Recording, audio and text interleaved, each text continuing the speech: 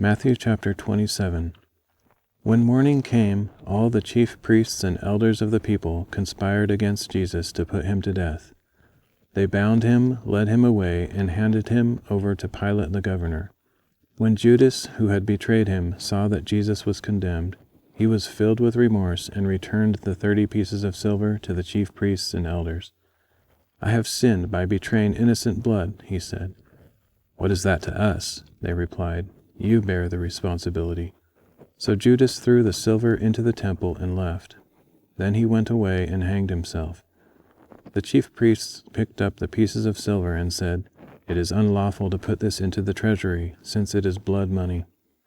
After conferring together, they used the money to buy the potter's field as a burial place for foreigners. That is why it has been called the field of blood to this day. Then what was spoken through Jeremiah the prophet was fulfilled. They took the 30 pieces of silver, the price set on him by the people of Israel, and they gave them for the potter's field, as the Lord had commanded me. Meanwhile Jesus stood before the governor, who questioned him, "Are you the king of the Jews?"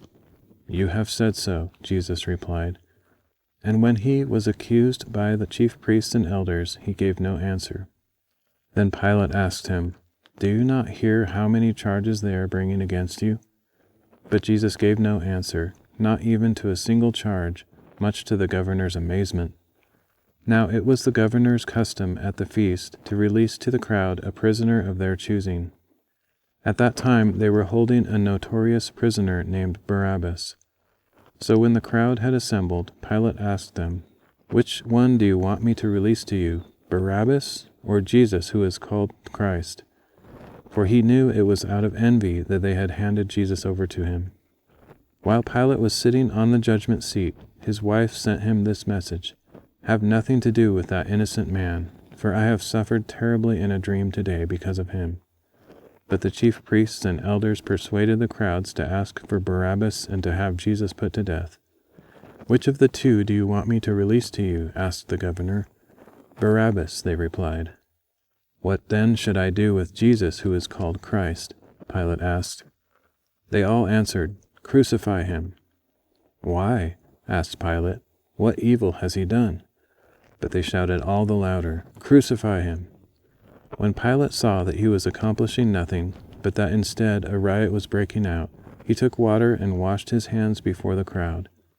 "I am innocent of this man's blood," he said. "You bear the responsibility." All the people answered, "His blood be on us and on our children." So Pilate released Barabbas to them, but he had Jesus flogged and handed him over to be crucified. Then the governor's soldiers took Jesus into the praetorium and gathered the whole company around him. They stripped him and put a scarlet robe on him, and they twisted together a crown of thorns and set it on his head. They put his staff in his right hand and knelt down before him to mock him, saying, "Hail, King of the Jews!" Then they spit on him and took the staff and struck him on the head repeatedly. After they had mocked him, they removed the robe and put his own clothes back on him. Then they led him away to crucify him.